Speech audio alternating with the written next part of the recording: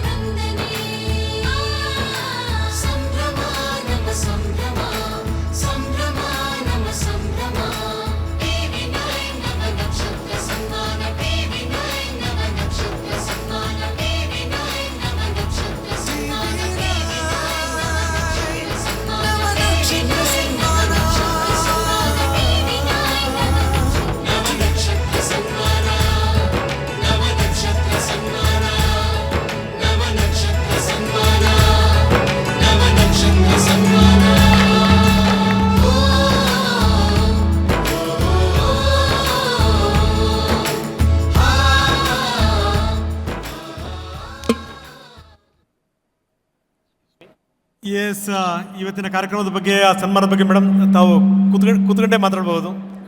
ತಾವು ಕೂತ್ಕೊಳ್ಳಿ.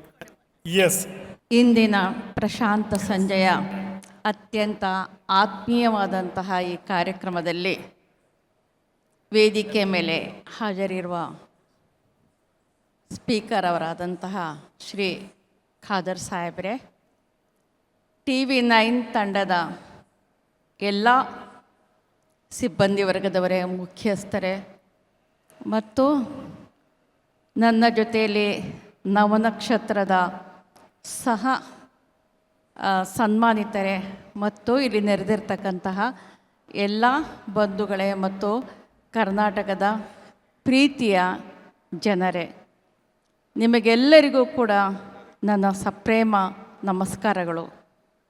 ಸ್ನೇಹಿತರೆ, ಇವತ್ತು TV9 ಸಂಸ್ಥೆಯವರು ಏನು ಈ ಆಧಾರದ ಆತ್ಮೀಯವಾದಂಥ ವಾತಾವರಣದಲ್ಲಿ ನವನಕ್ಷತ್ರದ ಸನ್ಮಾನವನ್ನು ಹಮ್ಮಿಕೊಂಡಿದ್ದಾರೆ, ಅವರಿಗೆ ನನ್ನ ಪರವಾಗಿ ವಂದನೆಗಳನ್ನ ಸಲ್ಲಿಸ್ತೀನಿ.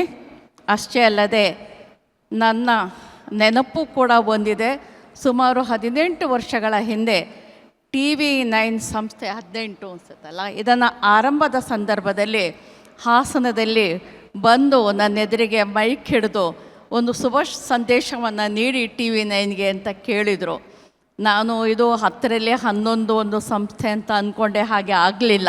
ನಾನು ಮನದುಂಬಿ ಅವತ್ತು ಅವರಿಗೆ ಶುಭ ಸಂದೇಶವನ್ನು ನೀಡಿದೆ.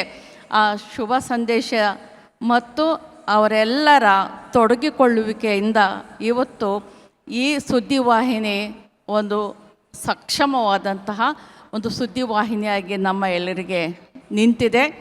ಇವತ್ತು ಸುದ್ದಿವಾಹಿನಿಗಳ ವಿಶ್ವಾಸಾರ್ಹತೆ ಮತ್ತು ಜನರಿಗೆ ಉತ್ತರದಾಯಿತ್ವ ಇವುಗಳ ನಡುವೆ ಈ ಸುದ್ದಿವಾಹಿನಿಗಳು ಅಪಾರ ಸಂಕಷ್ಟವನ್ನು, ಅಪಾರ ಸವಾಲುಗಳನ್ನು ಎದುರಿಸ್ತಾ ಇರೋದು ಕೂಡ ನನಗೆ ತಿಳಿದಿದೆ. ಯಾಕೆಂದರೆ ನಾನು ಅಲ್ಪ ಸ್ವಲ್ಪ ಮಾಧ್ಯಮದೊಂದಿಗೆ ಸಂಪರ್ಕ ಹೊಂದಿರತಕ್ಕಂಥವಳು.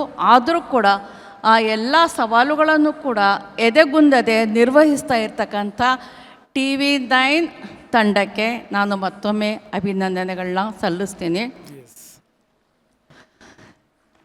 ಸ್ನೇಹಿತರೆ, ನನ್ನ ಬರವಣಿಗೆ, ನನ್ನ ನಿಲುವು, ನನ್ನ ಚಿಂತನೆ ಇವುಗಳು ಕೇವಲ ನನ್ನವು ಮಾತ್ರ ಅಲ್ಲ.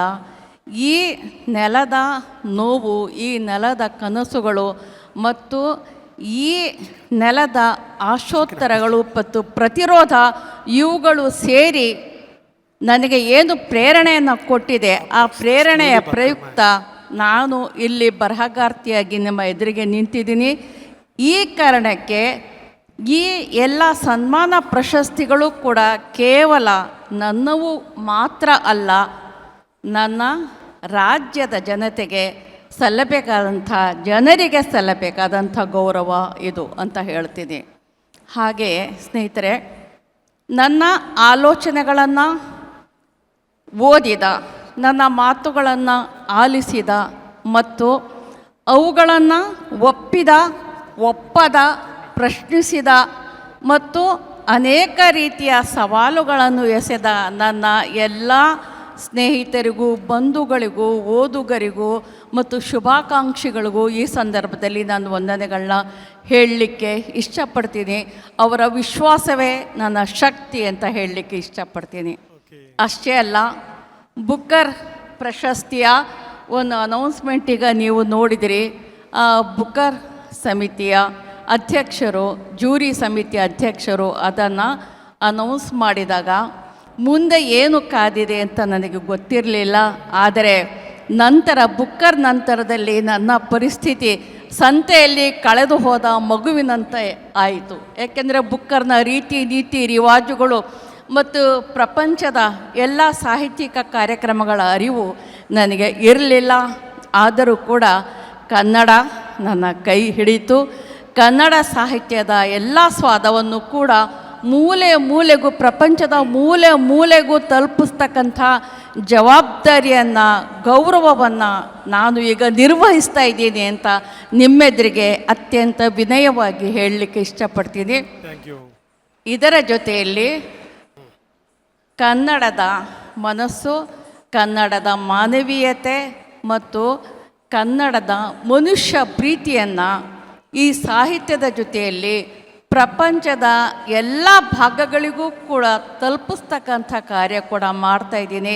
ಪ್ರಪಂಚದಲ್ಲಿ, ಇಡೀ ವಿಶ್ವದಲ್ಲಿ ಕನ್ನಡದ ಒಂದು ಮನಸ್ಥಿತಿ, ಚಿಂತನೆ ಮತ್ತು ಆಶಯಗಳ ಬಗ್ಗೆ ಬಹಳಷ್ಟು ಪ್ರೀತಿ, ವಿಶ್ವಾಸ, ಗೌರವ ಮೂಡ್ತಾ ಇದೆ ಅನ್ನುವುದನ್ನು ಅತ್ಯಂತ ವಿನಯವಾಗಿ ನಿಮ್ಮ ಎದುರಿಗೆ ಹೇಳ್ತಾ ನಾನು ಈ ಕಾರ್ಯಕ್ರಮಕ್ಕೆ ನನ್ನನ್ನು ಆಹ್ವಾನಿಸಿ ಇಷ್ಟೊಂದು ಗೌರವಿಸಿದಂಥ ಸಂಬಂಧಪಟ್ಟಂಥ ಎಲ್ಲರಿಗೂ ಕೂಡ ವಂದಿಸಿ ನಾನು ಧನ್ಯವಾದಗಳು madam. Thank you very much.